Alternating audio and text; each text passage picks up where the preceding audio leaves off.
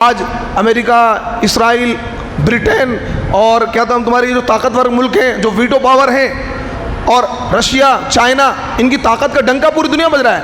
ایسی اس وقت اللہ کے نبی کے زمانے میں دو سپر پاور طاقتیں تھیں، ایران اور کیا ہے اٹلی، جس کو روم کہتے ہیں. حضرت عمر فاروق نے ان دونوں سلطنتوں کو تہس نہس کر کے اسلام کا، ایران میں اسلام کا جھنڈا لہرایا، روم اور اٹلی میں اسلام کا جھنڈا لہرایا، اور 22.5 لاکھ اسکوائر میل پر پوری دنیا کا جو جغرافیہ ہے، پوری دنیا 1.20 یا 26 لاکھ اسکوائر میل پر قائم ہے. باقی دنیا میں پانی ہے، جنگلات ہیں. پوری دنیا جو واقع ہے 1.26 لاکھ اسکوائر میل پہ پوری دنیا واقع ہے. اب لگا لیجیے 22.5 لاکھ اسکوائر میل اونلی 10 سال میں 22.5 لاکھ اسکوائر میل پر اسلام کو پھیلا دیا، اور یورپ تک اور آپ کے ایران تک اور اٹلی تک تمام جگہ حضرت عمر فاروق نے اپنی فوجیں بھیجی اور اسلام کو ایسا مضبوط کر دیا.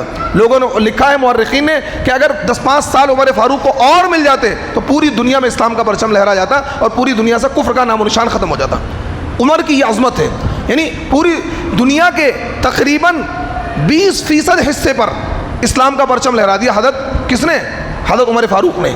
اور قیصر روم و کسرا ایران کی فتح کی بشارت اللہ کے نبی نے دی تھی. الف لام میم غلبت الروم، قرآن میں آیت نازل ہو چکی تھی اللہ کے نبی کے زمانے میں، ایک دن روم کو صحابہ فتح کریں گے. حضرت عمر فاروق کی فوجوں نے فتح کیا، قیصر روم اور کسرا ایران کو فتح کیا. مغیرہ ابن شعبہ ایک صحابی، ان کا غلام تھا. اس نے حضرت عمر فاروق رضی اللہ تعالیٰ عنہ کے پاس ایک شکایت لے کر آیا. اس نے کہا کہ میرا جو آقا ہے جس کا میں غلام ہوں، مجھ سے ٹیکس زیادہ لیتا ہے وہ. کیونکہ ایسا ہوتا تھا غلام سے لوگ کام کرواتے تھے، بھائی اگر 100 روپے کما رہا ہے، لا 50 مجھے لا کے دے، 50 تو خرچ کر. اس طریقے سے اس دور میں ہوتا تھا.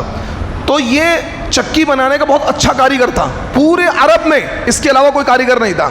اس نے حضرت عمر فاروق سے شکایت کی کہ میرا جو آقا ہے مجھ سے ٹیکس زیادہ لیتا ہے. انہوں نے کتنا لیتا ہے؟ اتنا. تو انہوں نے کہا یہ تو زیادہ نہیں ہے، تو بہت شاندار کاریگر ہے، تیری آمدنی اچھی خاصی ہے اور پورے عرب میں تیرے علاوہ کوئی کاریگر ہی نہیں ہے. اگر اتنا ٹیکس وہ لے رہے ہیں تو اس سے تو زیادہ نہیں لے رہے.